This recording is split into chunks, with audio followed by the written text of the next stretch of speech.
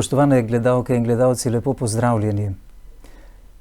Najsvetejše, kar moramo kristjani doživeti na zemlji, je sveta mašna daritev. In o tem bomo govorili tudi v tokratni oddaji. Že v prejšnji oddaji smo gostili liturgika, monsinjorja doktorja Stanislava Lipovška, upokojenega celjskega škofa. In tudi tokrat je v naši družbi. Zelo smo počaščeni in veseli, da ste spet z nami, gospod škof.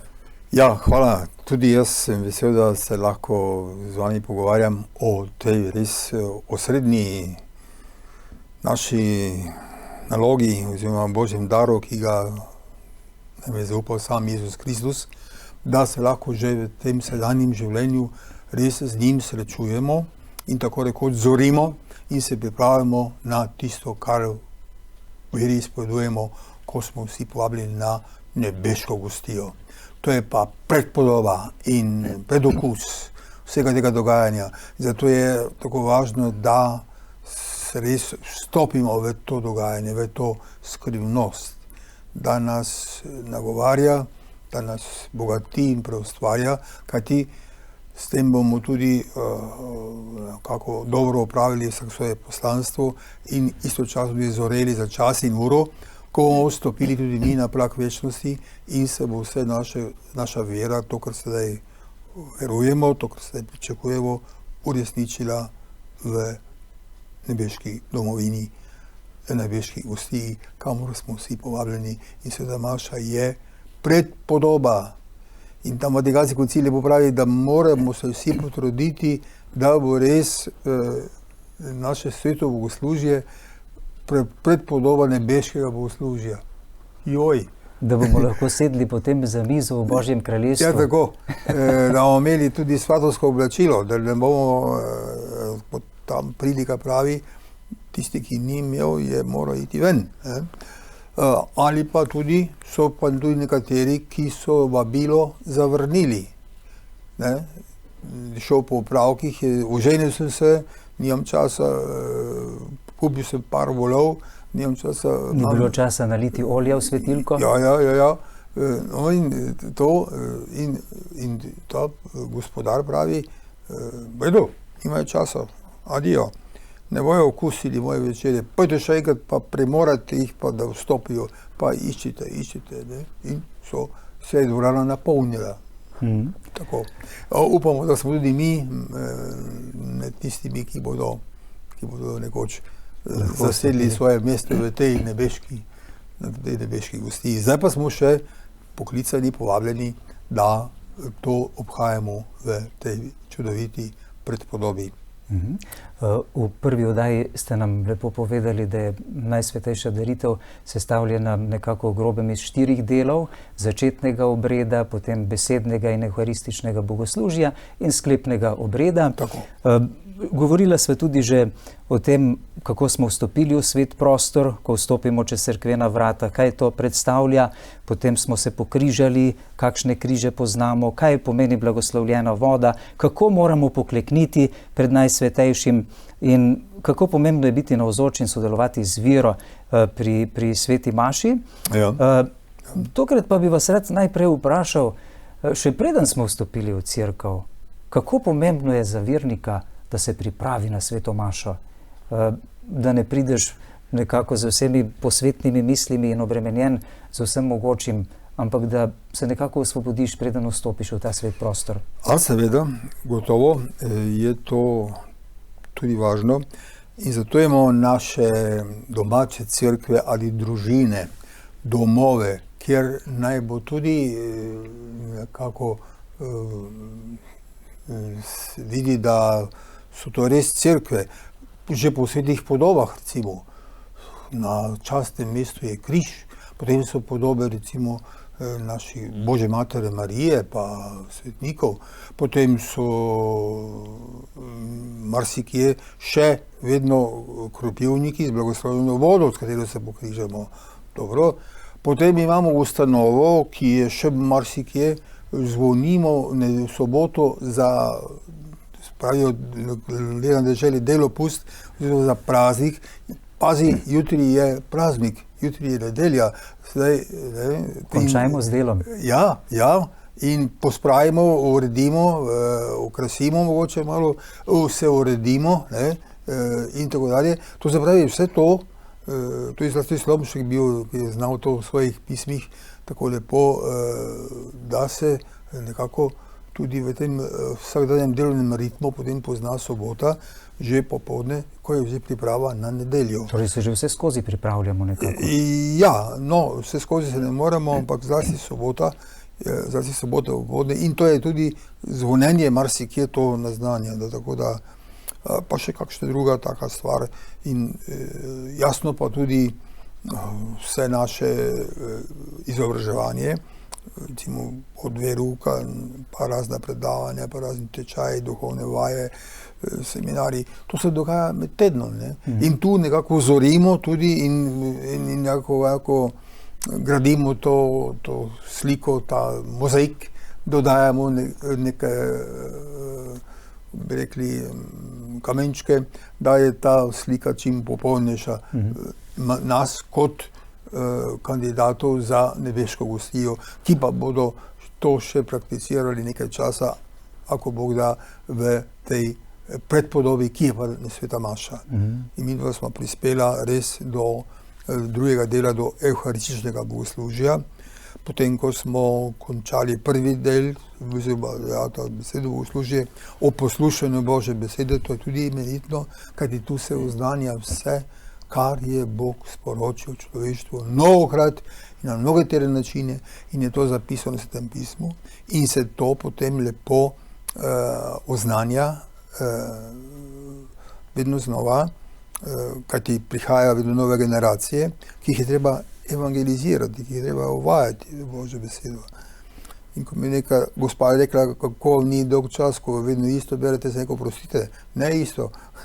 Imamo leto ABC, ne, to je že, pa potem imamo leto 1 pa 2 ob delavnikih, potem imamo pa za vsak zakrament še za krst, recimo posebno, pa za poroko, pa za birmo, pa za bolniško, za bolnike, ne, pa Marijine maše in tako dalje. Zmeraj novo branje, ne? Ja, mislim, nove primerne spodbude, da se potem tisto določeno dejanje, kot se reče, aktualizira, da se postavi v tisto situacijo, kateri jo je treba. Recimo, če so tam bolniki, je to. Če so tam pa otroci, je pa spet nekaj drugega, ne? Če imamo tam, recimo, poroko, je poroka. Če pa pogreb, je pa pogreb. To se pravi, tu je, bomo tam na pogrebu osvetlili upanje in nebeško slavo, na poroki pa, kako bomo uresničili svojo pot v zakon in družini, ne? In povsod je Božja beseda. In potem sledi pridiga, ne, ki je tudi velika naloga v vseh časih, tudi danes. In jasno, pridigi sledi potem ob nedeljah tudi veroizpoved. To se pravi, vse to ozdenevanje vodi k veri, pa ne samo to, še nadaljujemo, to so pa prošnje potrebe, ki pa aktualizirajo, ki pa naobrnejo vse to na konkretno življenje. Zato prosimo za cerkev, za to, za vladajoče, za pastirje cerkve, potem za potrebe krajevne cerkve, ne? In vesoljne cerkve, seveda, recimo vojna, pa to, pa poplave, pa to, pa reveži, pa begunci, pa vse to. In tudi rajni. To so nekako take tipične skupine oziroma nameni, ki naj bodo. Potem pa se to seveda aktualizira za, če so otroci je tako, če so bolniki je tako, če so vojaki, recimo tudi to imamo kdaj, ne, smo imeli recimo mašo za domovino, kaj takega, ne. Ja, je pa tako, ne. To se pravi, da se to zelo, kot se reče, prilagaja pač določenemu občestvu in potem postane stvar, kot se reče, aktualna, da nagovori, da potem rečejo, ja, pa nekaj pa sem imel tega, ne da se me ni dotaknilo. Jasno, če ni vključen, ne? Če ni, ja. Ampak tudi so skoraj pri vsakih prošnjah so vključene tudi potrebe cerkve. Gotovo. In to je seveda počenši od recimo vesoljne cerkve, ne, kot imamo zdaj sinodo, potem pa gre to na posamezne škofije, jasno, krajevne cerkve, to je tudi vedno se kaj dogaja, potem so pa tu konkretne dežurnije in do družine, ki je tudi domača cerkev, ne, tako da potem so pa seveda različne obdobja cerkvenega leta, adventu je tako, v postu je tako, v velikonočnem času je tako, ne, to so pa spet potem še vsi ti prazniki, tako da je to zelo bogato. Potem pa pridejo situacije, kot so recimo zdaj bile tele, kdo pa je vedel, da bojo te poplave, pa plazovi, pa vse to nesreče, pa vse to, to je aktualno, pa potem nesrečna Gaza, pa tole Izraelci, pa Hamas in tako dalje, in te žrtve in ti bogi otroci, ja, to je spet naloga, to je spet, smo povabljeni, da pomagamo, da rešujemo, da molimo ta namen in tako dalje. Tu se potem bogoslužje, kot se reče, aktualizira oziroma se naobrača na konkretno življenje. Potem pa je nekaj. In vedno znova je tudi, da se spomnimo, da smo tudi mi na poti, da je tudi vsaj molimo za nas, da bi mi bili zvesti, da bi mi rasli v zvestobi Kristusu. In vse molitve se po Jezusu Kristusu obračajo k Očetu v Svetem Duhu. Amen. Ja. Kako pomembna je izpoved vere pred prošnjami?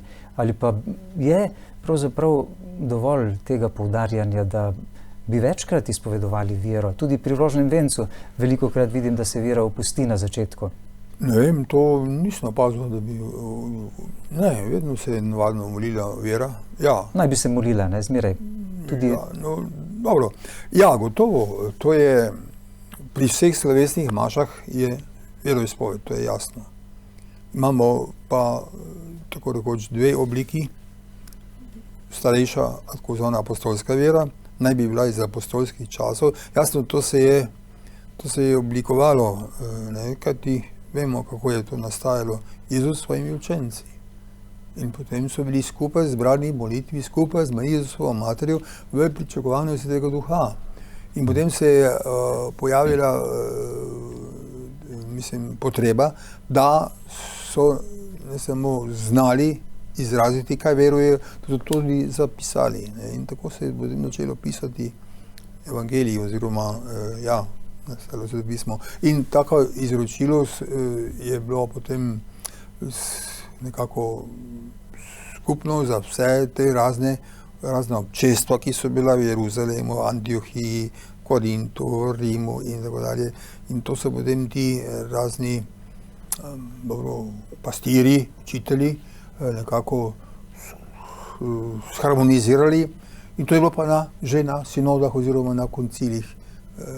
In to so pa potem Niceja 325. Ne?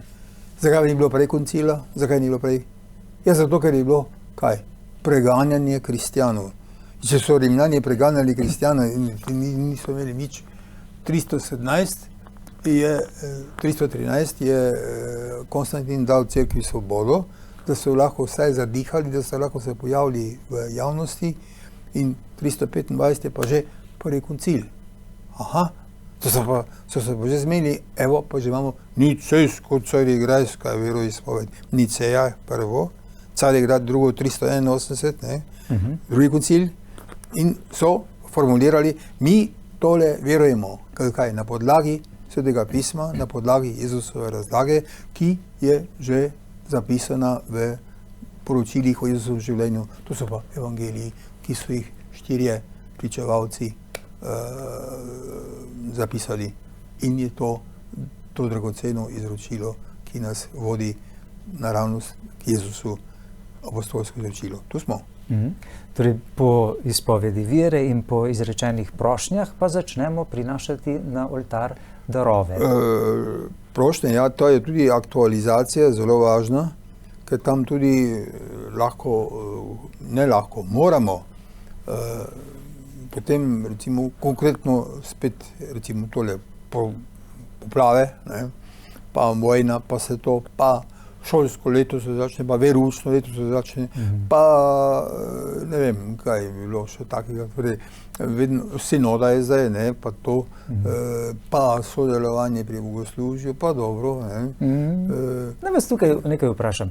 Velikokrat se ljudje sprašujejo, tudi neverni, zakaj Bog hoče, da mi njemu izražamo prošnje? On je vendar vseveden in pozna naše želje in potrebe. Zakaj nam kar ne da? Zakaj ga moramo za vse prositi? Njemu ni potrebno. Za nas je to važno, da se mi zavedamo, kaj je potrebno za nas, ne?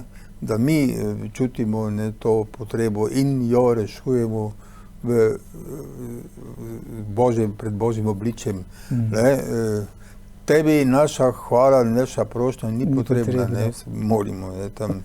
Ampak za nas je to dobro, da se mi zavedamo, kaj nam še manjka in kaj bi bilo dobro, ne. In tako, no, to je dobro, ampak je pa tudi znamenje te naše odprtosti za Božje darove, kajti če se pa človek zapre temu Božjemu delovanju, je pa ostane sam, ostane v temi, se ne odpre luči, ki je prišla. Ja, obsoda pa je tem, da so ljudje bolj zdobili temo kakor luč, to pa Jezus pravi, ne. In s tem se mi tudi odpiramo nekako luči, ko se priporočamo za Božje varstvo. Ja, in no, tule pri prošnji za potrebe pa seveda tudi izredno pomembno sodelovanje vernikov, ne, ker ni hujšega, kakor če hujšega, dobro, narekovajem. Pri maši župnik bere prošnje, tam ima pa 100 vernikov, pa ni uspel 3 usposobiti, ki znajo brati, pa znajo nastopati, pa so verni, pa so, da bi recimo oni to brali. Se te prošnje imenujejo prošnje vernikov? Seveda, seveda.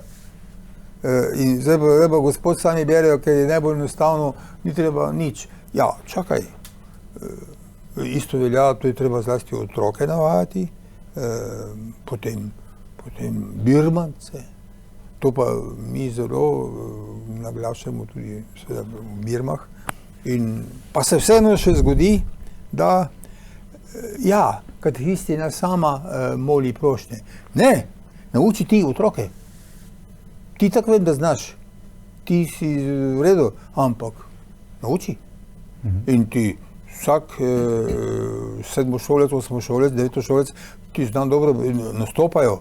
In pa seveda, če jih lepo uvajaš, in jim to poveš, kaj to pomeni, da ni samo nastopanje, da ti to deklamiranje, da je to oznanjanje, kaj to pomeni, da za tem stoji, da to razume, potem pa se začne nekaj dogajati. Potem pa zaradi tega, ko bo bral prošnje, tudi pride k maši. Nič hudega. Mora imeti neko motivacijo. Jaz bom bral prošnjo. In s tem se tudi vadi nekako izpovedati vero pred drugimi. Smo že tu. Če vsega tega ni, potem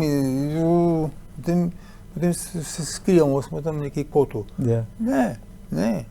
Današnji otroci in mladi so vendarle precej v prednosti pred našimi starejšimi generacijami v tem, kajti nimajo več toliko treme za javno nastopanje. To sploh ne. Kaj pa?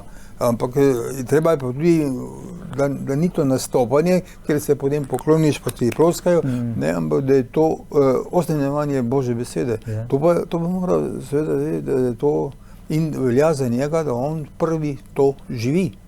In tako. Ja, nismo še zdaj, moramo iti k drugemu delu, ne, bogoslužja, evharistično bogoslužje, ki se začne pa s pripravljanjem darov. To pa je spet, da pa smo prošnje za končanje. To bomo delali, to smo prosili, Bog nam pomaga, ne. Nazadnje se bomo v nebesih veselili, amen. Tak, zdaj pa, da bomo to storili, pa potrebujemo pomoč. Jo Jezus daje, ko nam daje samega sebe podobo kruha in vina. To je pa osnovna hrana, kruh in vino. Starši otroka spravijo do kruha. Kaj to pomeni? 2 šleperja kruha pred hišo? Ne. Ampak da je sposoben za življenje samostojno, da ima šolo, da ima službo, da je zdrav, da je izobražen, da je to, da je uveden, da je versko uveden in tako dalje. Skratka, da je sposoben za življenje. To se pravi, Jezus zame kruh kot temeljno hrano, kot znamenje naše povezanosti z njim. To je moje telo, ki se daje za vas, da boste v meni in jaz v vas, da boste moji učenci, da boste luč. In jaz sem kruh življenja. In jaz sem kruh življenja. Kdor uživa ta kruh, bo živel tudi, če umrje. In kdor živi, veruje, veko in ne bo umrl. Tu smo. In isto kruh, ta vino, to je kelih, ki se za vas preliva odpuščanje grehov. Tudi temeljna, človek mora nekaj pojesti, ne pa nekaj spiti, ne. To je temeljna prehrana. In kakor je to potrebno za življenje, fizično, tako je za naše duhovno življenje potrebno ta, se pravi, duhovna daritev kruha in vina. Recimo tu je tudi ena zelo zanimiva pa zelo pomembna razlika. Ko mi zahodnjaki vidimo kri, mislimo na smrt. Ko pa vzhodnjak, semiti zlasti, vidijo kri, pa mislijo na življenje. Kri je nosilka življenja. Što? To je zanimivo, ne?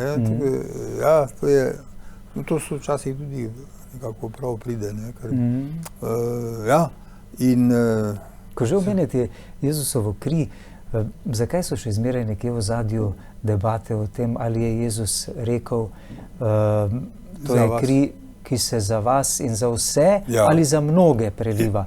To je, to teologiji sem pa tja. Ja. Je Božja volja vse zveličavna. Bog hoče, da bi se vsi ljudje zveličali. Za vse. Jezus umrl. Za vse je prišel. Za vse se je daroval. Ja. Ampak to je zdaj, to pa... Ni toliko pomembno? Je pomembno, ampak treba je brati vedno Sveto pismo v kontekstu, ker na drugem mestu pa pravi, prišel sem, da imeli življenje vsi, ne samo nekateri, ne. Zlasti seveda tisti, ki so oddaljeni, nisem prišel kristati pravični, ampak grešnike, to se pravi tudi tiste, ne, pa tako dalje, ne, tako da, ali pa recimo, tam celo pravi Jezus, ne, če kdo greši zoper tebe, ga posvari. Če ne o Boga, vzemi s seboj priče. Če ti tudi zdaj ne Boga, naj te bo kot cestinar in pogan. To se pravi, ga lahko odpišeš. Ni res. Kaj ti na drugem mestu Jezus uči, da moraš ljubiti celo svojega sovražnika. Kaj šele pogana? Sovražnika, ki ti dela krivico.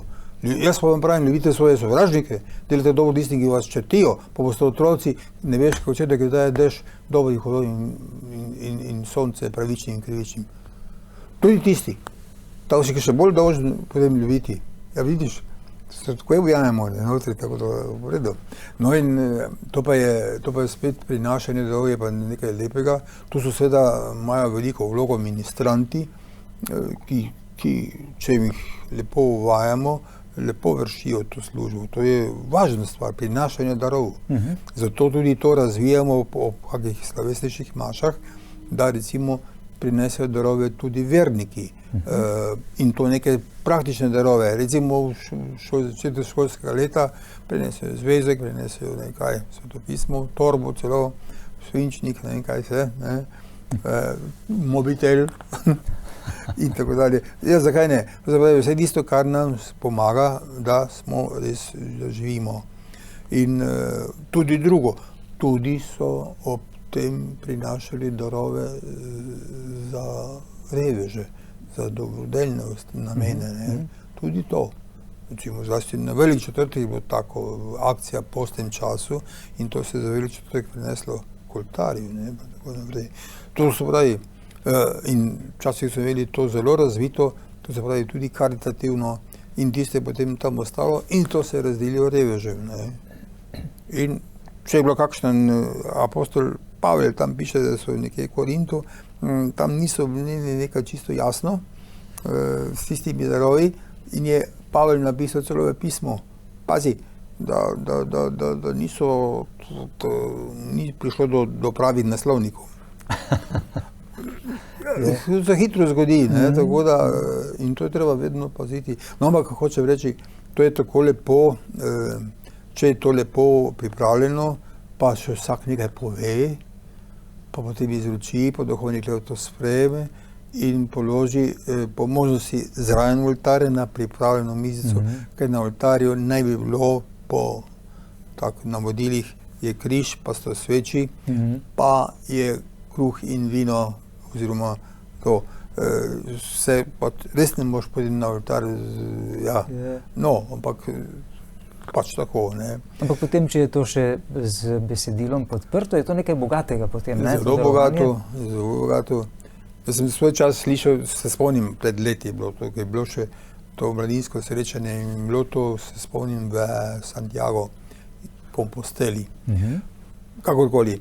In takrat so prošnje za potrebe tako izdelali, da so vsako prošnjo molili z enega kontinenta, oziroma mladi, ne. Oblečeni so bili v tiste narodne obleke. Prošnja je bila njima predumljena. Glasba je spremljala tudi njihova. Tako da je bilo vse usklajeno, mi smo samo gledali, ne. In zdaj 5 kontinentov in jih je prišlo 5 gor, vsak drugače oblečen, vsak je druga prošnja, za vsakega druga muzika, vsak je imel neke značilne darove. Ko smo videli, da smo to res vesoljna cerkev, ne, vsi skupaj, in zdaj smo tu vse eno in Jezus bo to vse nam sprejel in nam dal kot kruh in vino. To je moje telo, ki se daje za vas. Ja. No, mislim, to se da marsikaj. In te osnovne prvine, gospod Škof, pšenični kruh in vino iz grozdja, pomešano potem z vodo. Zakaj nekvašen pšenični kruh? To so opresniki. To je stara zaveza. Mi smo pri maši, smo na kontekstu starozavezne velike noči, ki je bila v Egiptu. Takrat, ko so šli iz sužnosti, ko so jedli, to je še prej so imeli ta obdaritveni obed, ljudje so poznali najbolj spomladi, ne, a potem pa zlasti kot spomin na rešitev iz sužnosti. Takrat so jedli opresnike, nekvašen kruh, verjetno zaradi sanitarnih ukrepov. To se pravi, ker je kvašen kruh se prej pokvari, verjetno, ne, zato. Tudi zdaj imamo te hostje, ki so nekvašen kruh, tudi zaradi, ker drugače se začne plesn, se reče temu, ne. Če je to malo bolj toplo, ali pa ne vem kako, ne, takoj, če je tam tisto staro mesec, recimo, ne, je že ni več prava materija, ne. Ja, tako da to je to. Isto kot recimo to, da Judje ne jedo svinjskega mesa, ne, kako so, recimo Makabejci, ista Makabejska mati, pa kako so šli raje v smrt, kakor da bi griznili meso. Zakaj taka zapoved? To je bila v bistvu sanitarna zapoved. Zakaj?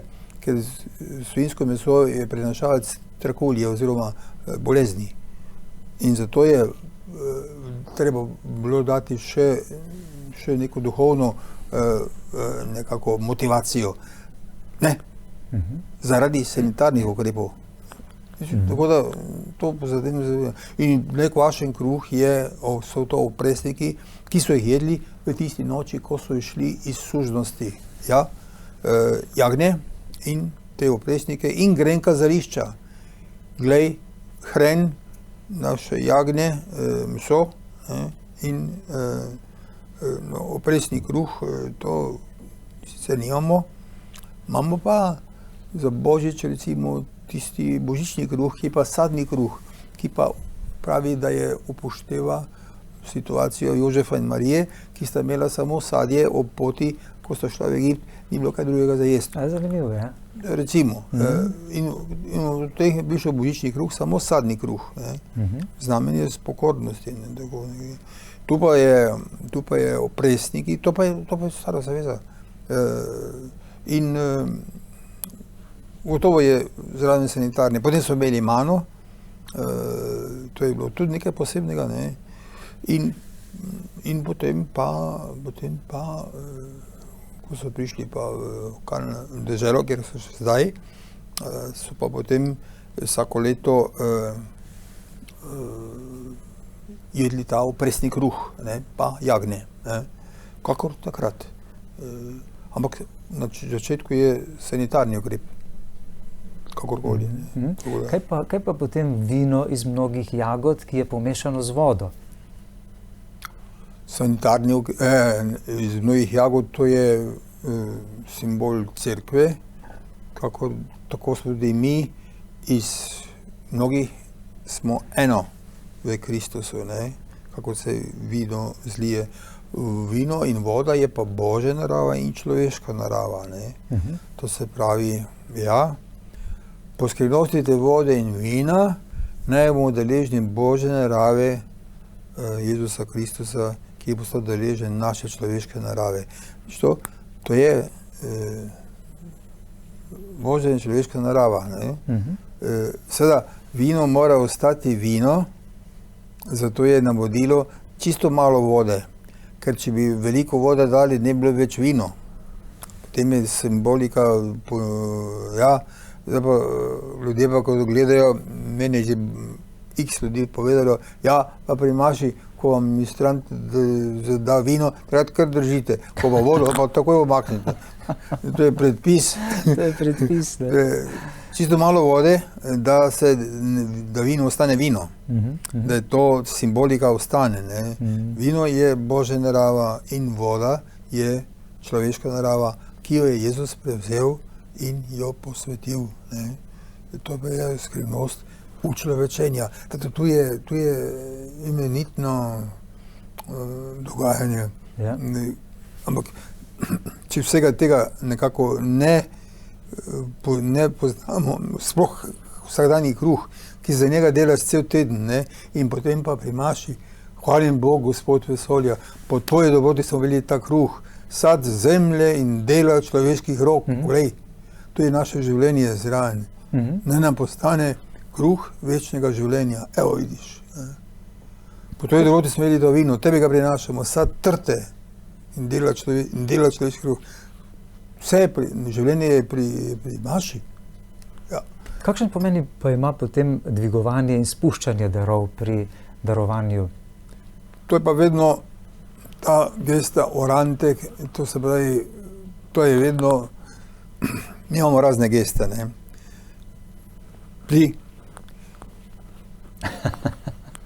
Ja, ali pa kaj se vem, še tako, to je pa, a pa to, čestitamo, ne?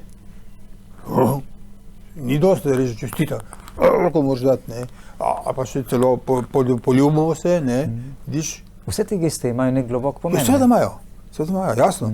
No in to je pa ta gesta orante, ki ponazarja odprto posodo, da se človek odpre Božjemu delovanju. In dejansko je vse, kar poskusite tole, moliti takole, sproti, si nekako telo sprejema tudi neke valove in si bolj disponiran na molitev.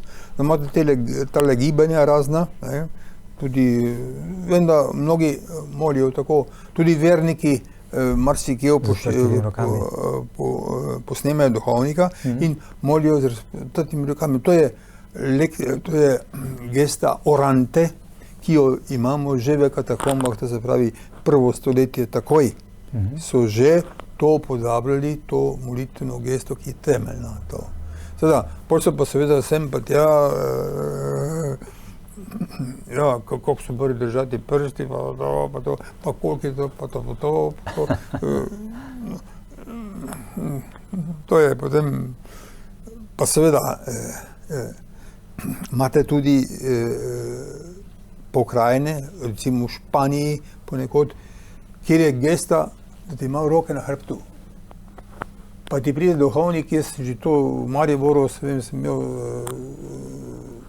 take kolege iz vseh teh dežel, Južne Amerike, in smo čas prišli obiskat, in je duhovnik pa je pri oltarju, pa je imel roke na hrbtu. Za Božjo voljo. In naši vedniki so rekli, ja pa ko, to ne moli nič, to tako vedni pri nas imajo tako. Oni imajo roke na hrbtu. Kako? Na kak način? To se pravi, ja, to meni ni bilo prav. Ne, sem mislil, pa daj se, ja, to se pravi, imamo to, imamo to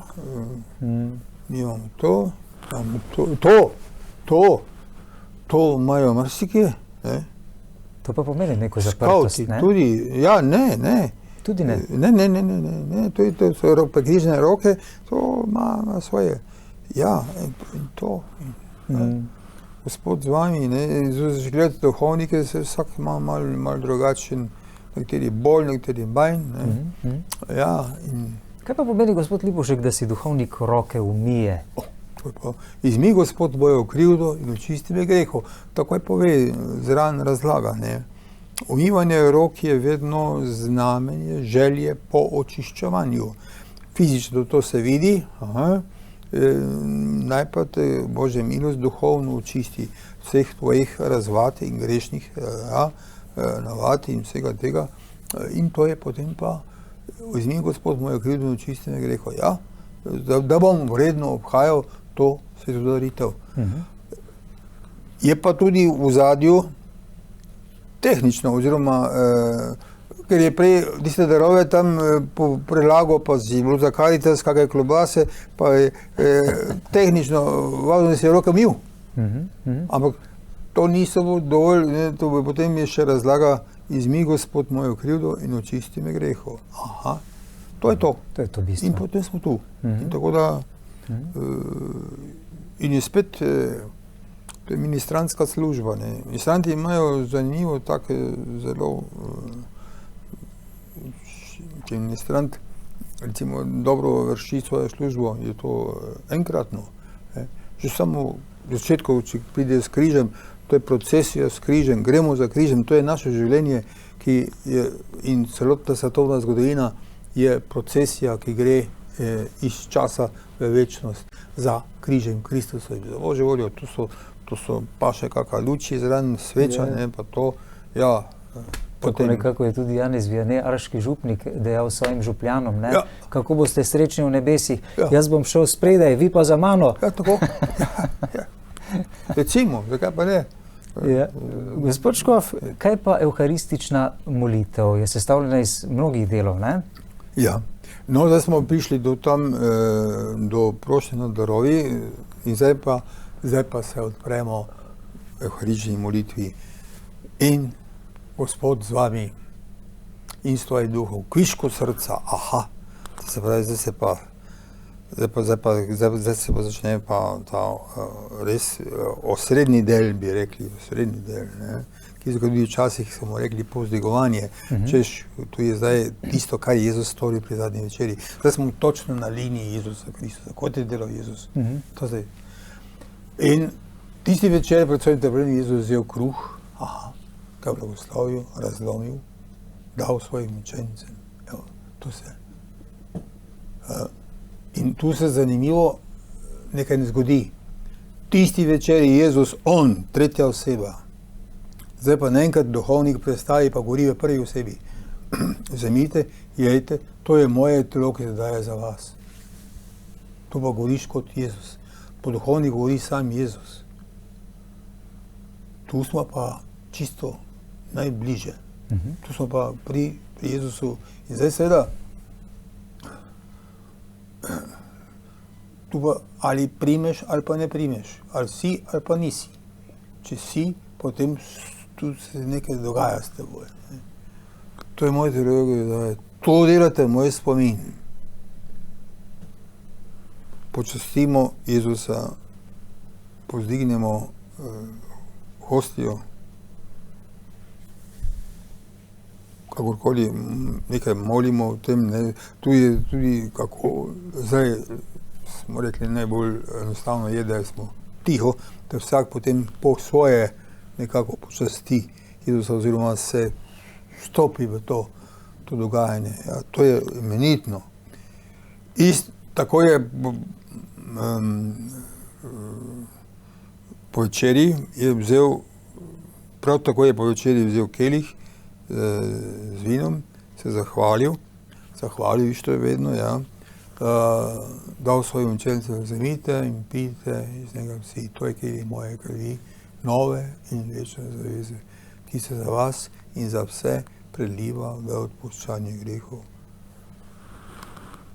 To delajte v moj spomin.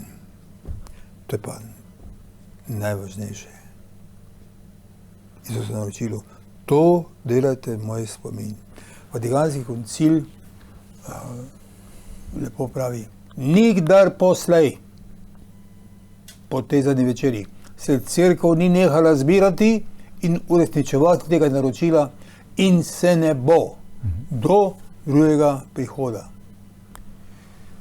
Jezusovega prihoda. Tu imamo mi potem našo zgodovino, to sem, tja, vojna sem, vojna tja, nesreča tu, to. Tam cerkev preganjajo, v drugem mestu raste, tako da to delajte v moj spomin, dokler da pridem v slavi. Zanimivo, ne? In to je nikdar poslej. Vedno se je ta doritev uresničila. Pa tudi, če je bilo še toliko nasprotovanja, to je zanimivo, zakaj to nasprotovanje, a ne, silete meso na delu. Zakaj je to? Ja, ker je človek ustvarjen kot svobodno bitje in drugače bi avtomati, drugače bi roboti. Ne? Če ne bi imeli svobodne volje, si robot, si prisiljen, da si vernik. Ne, ti lahko rečeš ne. Si svoboden. To je dostojanstvo, to je bogopodobnost. Mi smo bogopodobni po svoji svobodni volji, da lahko zbiramo, rečemo ja ali pa ne. Dovolj je luči za tistega, ki hoče, in dovolj teme za tistega, ki noče. Lahko zdaj sodobna cerkev, lahko doživljamo, recimo sinodo, pa vse to je lepo dogajanje, pa vse to, kaj se pozitivno, ne. Lahko pa začnemo naštevati 1, 2, 3, 4, 5, 6 negativne. Zakaj? Ja, ker smo ljudje. Ljudje smo pa dobri in manj dobri in celo hudobni. Kako naj, gospod Libušek, razumemo to neizmerno dobroto in ljubezen Boga? On je sama ljubezen. Naprej je že vedel, da se neki ljudje ne bodo odločili nazadnje zanj, ja. Pa vendar jih je ustvaril iz ljubezni. Ja, ja.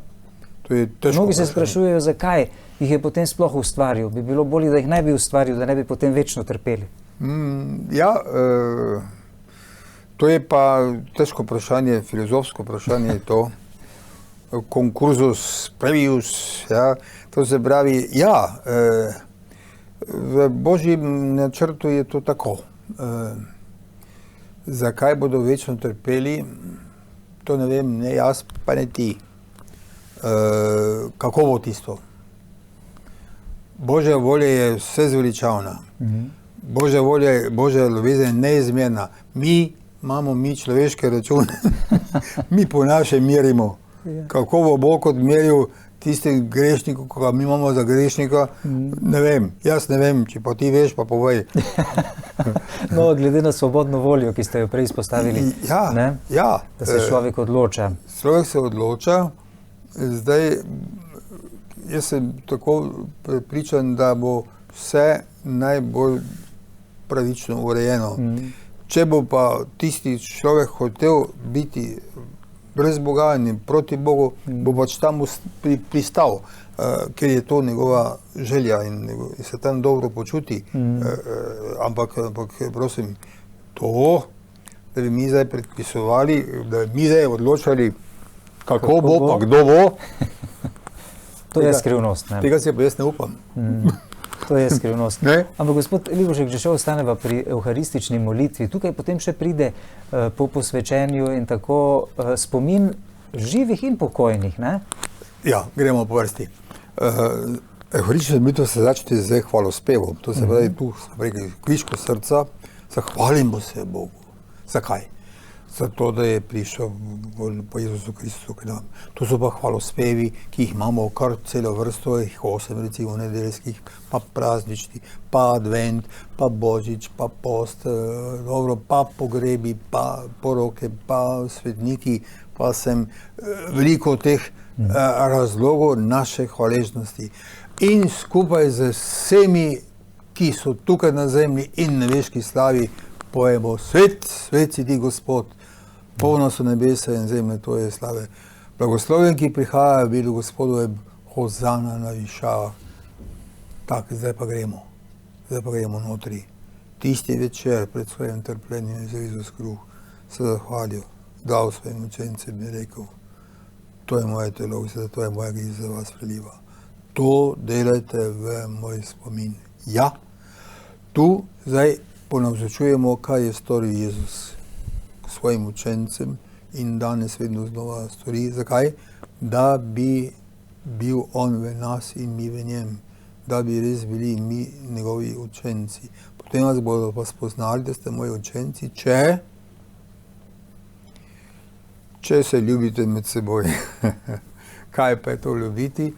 Dati življenje za sočloveka, zdravo, pa smo že tu, ne vidite. Tako da, no in ko mi to poslušamo, to pa je zdaj novo, pa duhovnik opozori, pa pravi, to je pa skrivnost vere. Skrivnost ni neko nespoznatno dejstvo, ampak je en božji dar, je neko dogajanje, ki ga mi lahko vstopimo nekoliko, ne? In kaj mi odgovorimo pri pozdravljanju? To je o smrtu zdanemo Gospod in to je stajanje slavimo, dokler ne prideš v slavi. Tole je središče. Če tu zgrabimo, smo notri. Če tu gre to mimo nas, nismo pri maši. To je o smrtu znanjemo. Kdaj? To je zelo važno, dragi poslušalci. Mi oznanjamo Jezusovo smrt takrat, kadar v nas umira stari človek greha in se rojeva novi človek. To bi moglo biti pri vsaki sveti maši. Če tega ni, nismo pri maši. Je, kako se reče to, dokcajt, ne, pravijo, da nimam nič od maše, sve nič, ker si se zaprl. Neka rutina. Ne, ni. To je v smrtu znanemo in to je stajanje slavimo. Jaz postanem drugačen. Jaz postanem bolj podoben Jezusu Kristusu. Jaz grem domov spremenjen. Če tega ni, je res križ. Zdaj pa, kdo je to kriv? Veliko krivcev je tu. Okolica ni v redu, okolje ni v redu. Ja, če se pa v družini ne govori nikoli o Bogu pa nič. Če se nikoli ne moli. Ja, kaj boš, če se ne moli? Ne prijedi, neč. Če se ne gre k maši.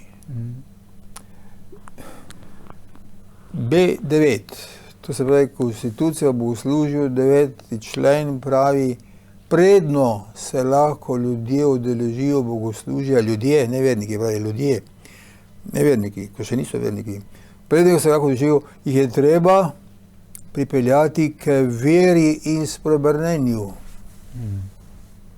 Kje? Kdaj? V družini? Pri verouku? Ja, samo kaj? Če pa ni, po svete podobe ni, poglejte doma v hiši, če imate kje križ, kje ga imate. Če ni križa več na steni, pomeni, da nimamo več kaj. Včasih smo pogledali na znamenje križa, ki je znamenje Božje ljubezni. Ljubite se med seboj, kot sem vas jaz ljubil. Ne pa, gremo se tožiti, pa bomo zdaj narazen šli zakon ne, ampak bomo poslušali Jezusa, pridite k meni, učite se od mene, vzemite nase vsak svoj križ in hodite za menoj. Aha. In tudi nosite bremena drug drugega. Ja, in soočenje, in soočenje. Če pa nimaš križa, kaj pa bolj? Ja, tam pa je vprašati politika, dobro. Recimo. Ko pravite, da bi nekako nas morala ta del maše nas spremeniti, da bomo drugačni ljudje, vendarle smo tu v neki skušnjavi, vedno znova, verniki, kajti sami sebe ne moremo spremeniti. Zdaj, kaj moramo mi pravzaprav tudi od sebe, iz svoje notranjosti, iz svojega življenja, iz svoje vsakodnevne ranjenosti, svojih grehov prinesti na oltar, da bi lahko Bog spremenil? Sami sebe v nekem smislu lahko spremenimo. Da se odločimo za spremembo. Gremo spovedi. Gremo k spovedi, to. Se na spoved pripravimo. To je priprava. Vzajemo v roke, tudi lahko, ko so včasih rekli, bajh cetl, ne. To se pravi, premislimo življenje v luči evangelija, v luči veroizpovedi, 10 božjih zapovedi, se bi kar našlo, gremo 5. božjo zapoved, kako sem jaz danes vozil, ko sem v Maribor se peljal. 5. božja zapoved, tam je nekaj ni štimalo čisto najbolj, ne. Pri omejitvah. Pa tak, ne. 3. bo posveči Gospodov dan, ojoj. 7. ne kradi. Če nisem dobro študiral v gimnaziji, sem kradel, ker nisem pripravljen na življenje, Marsikaj. Mislim, tak, ne, marsikaj lahko človek naredi za svoje, in potem, v začetku naše, se že tam z blagoslovno vodo pokrižamo, to je vedno uči, jaz sem krščan, jaz sem kristjan, takrat se mi je zmil moj izvirni greh, poglej, zdaj pa ne se to meni utrjuje, pa tam župnik pravi, priznajmo svoje grehe, saj ni nobenega greha, vsemogočnemu Bogu in vam, brate in sestre, priznam, da sem grešil, vidiš? Takoj se objavimo. Hrvati rečejo celo, da sem zelo veliko grešil v mislih, besedah. Misli, rečjo in delima. Sta grešijo mnogo, ne, kak je živijo. Vrlo mnogo, rečejo. Vrlo mnogo. Ne, vidiš, to gre vse mimo, tu lahko sam nekaj narediš. In to spada k vsakemu od nas, ne? Seveda. In zato, ne, zdaj pa smo še vedno pri Gorični, torej tu smo zdaj, z nami se nekaj dogaja. Če se ne dogaja, je zapravljen čas, ne.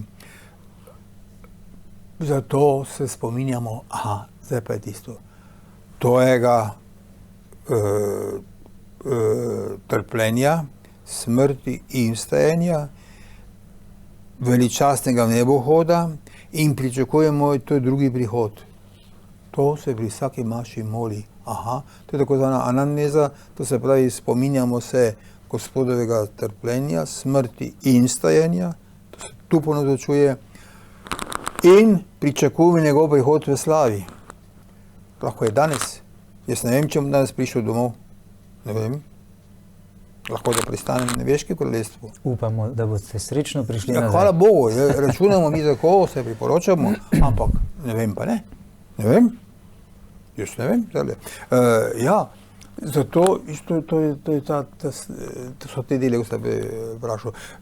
In to se zdaj tu ponazočuje, tu sedaj. Skupaj z vso cerkev smo povezani, to pa je z našim papežem, vsemi pastirji cerkve, z našim škofom, vidiš, važno, kaj je tako, in vsemi verniki, ne samo tukaj na zemlji, tudi nebeški slavi, z Marijo, angeli, svetniki, po novem tudi svetim Jožefom, ne? Tudi se omenja. Svetim Jožefom,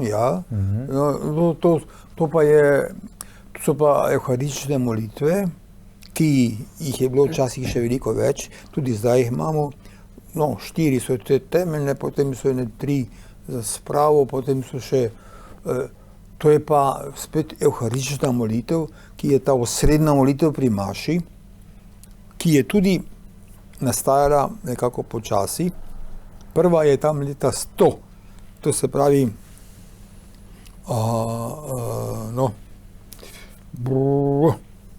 zdaj mi pa je izpadlo ime. Ali ni, gospod Libošek, nekaj fantastičnega ta prošnja tudi pri teh molitvah? Naj bo ta spravna daritev vsemu svetu v mir in zveličanje. Ja, seveda. Ja, se to je. Ki se za vas in za vse preliva odpuščanje grehov. Ja, seveda. Jezusova daritev je za vse. In tudi za te, ki so tu, ampak tudi za vse. Ja.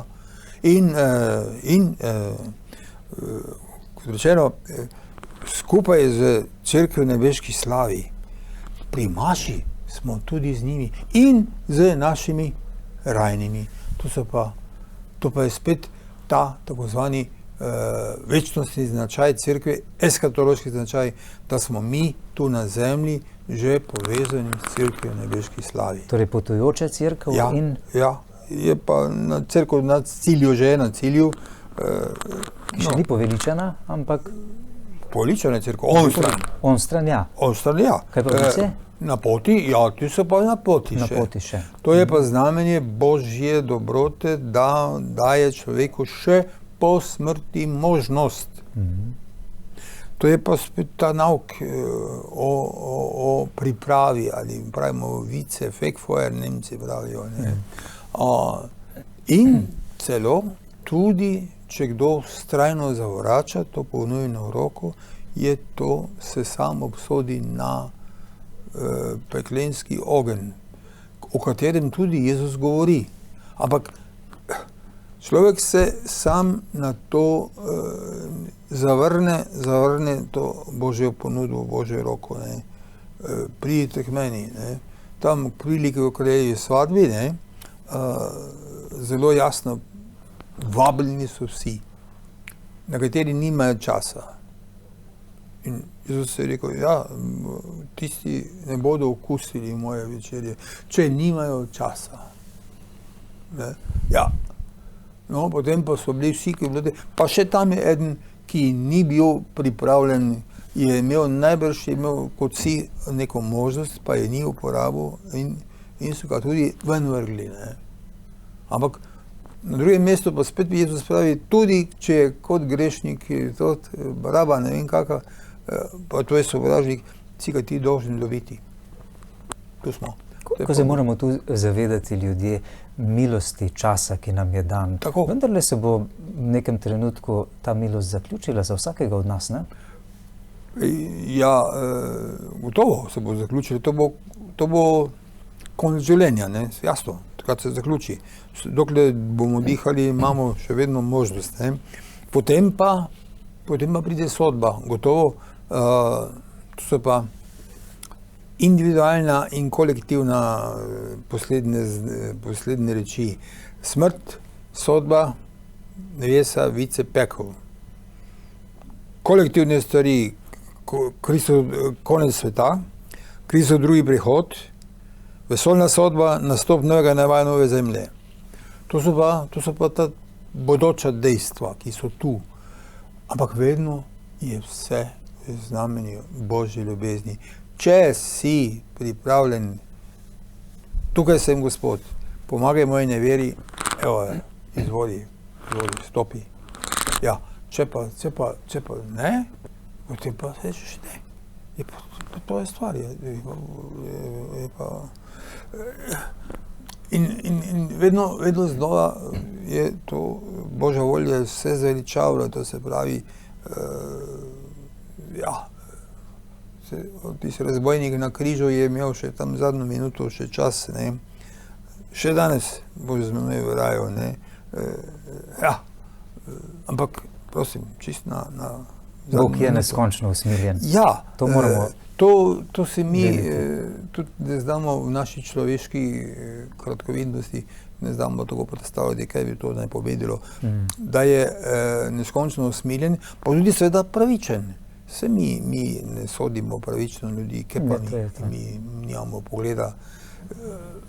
Pri Bogu je pa to, on se vidi, zakaj je kdo takšen, kaj je bilo njegove mladosti, kaj bo tudi, kdo je vplival na njega, kaj... In vse to upošteva tudi. Vse upošteva. Mi pa vidimo samo to, kar se malo vidi, danes pa dobro, adijo. In smo največkrat pravzaprav krivični. Je gotovo. Moramo paziti, kako sodimo. Kdo pa si ti, ki sodiš, ne? Ja, edini sodnik, ja, ki je pred vrati. Tako da, no in tu potem, ko se tu vsem pripočimo, tudi našim rajnim, pa po Kristusu, s Kristusom in Kristusu, tebi se mogoče Bogu očetu. To je sta sklepni slavospev? Vsa čast in slava na vse veke vekov. Amen. Tako, zdaj smo pa to mi pripeljali do... Naš odrešenik nam naroča. In Božji nauk nas uči, da smemo takole moliti. To pa predlagam, da potem že v naslednji oddaji, gospod Škof Lipovšek, kajti najin čas za tokratni pogovor se je že iztekel. Najlepša hvala vam za vaše bogate razlage. No, nič, to je pač tako praktično, dušno, pastirsko, ampak to je evharistična molitev, ki je res zaklad, ki ga je cerkev vedno čuvala. Zato imamo kar nekaj teh evharističnih molitev, ki pa vsaka ima neki akcent poseben, ne, recimo, čas je bila samo ena, tako zvani rimski kanon.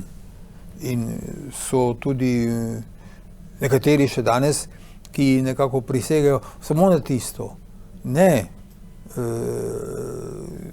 cerkev govori vse jezike, to se pravi, je možno to skrivnost na mnogotere načine izraziti, ampak seveda vedno pa v zvestobi to delajte v moj spomin.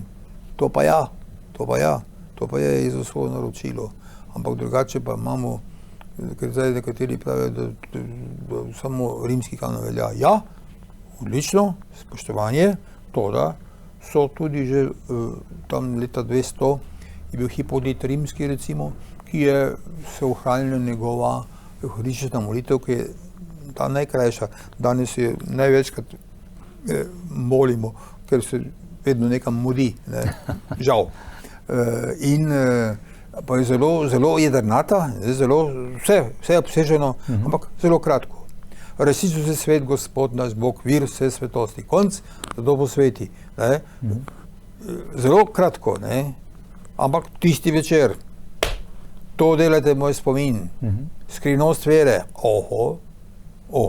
skupaj z papežem, skupaj z škofom in z Marijo, angeli in svetniki in z vsemi verniki, živimi tu na svetu, tudi tistim, ko se skregali z njim in z našimi rajnimi v slavo Boga Očeta, Oče naš. Evo, pa smo tam. Ko nam tako razlagate to globino, bogatstvo, tako neskončno vrednost svete mašne daritve, mi prihaja na misel neka izjava nekega svetnika, ki je dejal, da če bi se ljudje res zavedali, kaj pomeni sveta mašna daritev, da bi vsak dan, ne le za nedelje in praznike, bile cerkve nabito polne. Ja in ne. Zakaj? Ljudje imajo tudi druge naloge. More 6 dni delaj, 7 dan počivaj, 7 dan za Gospoda. To se pravi, to je že od nekdaj ritem.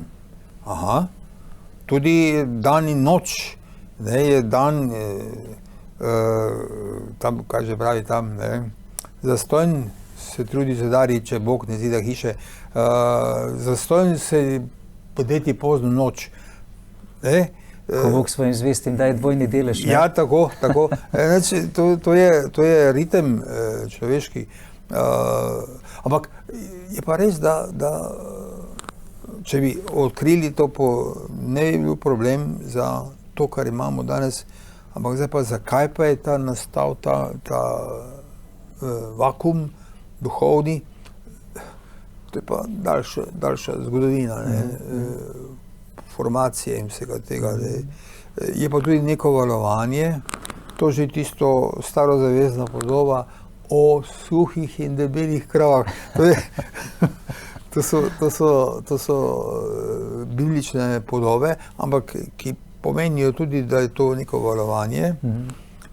Jaz sem prepričan, da bo za tem vakuum duhovnim prišlo do plime in duhovne pomladi, ker človek ne more živeti brez smisla, brez cilja, in to je ravno tisto, ne, da je ravno vera pot, resnica in življenje. Prav v tem zaupanju zaključiva ta pogovor, Tako. Da se smemo nadejati torej najlepših stvari, ki so še pred nami, ne? Tako je. Gotovo, da je,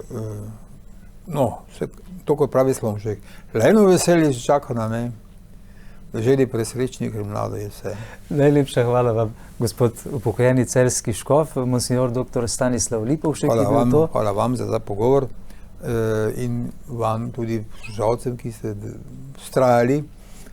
Želim, da bi res odkrivali to skrivnost, osrednjo skrivnost naše vere in po njej raste podobnost Jezusu Kristusu, dokler ne bomo vsi skupaj stopili na prag večnosti. Tako. Lepa hvala torej za vašo pozornost.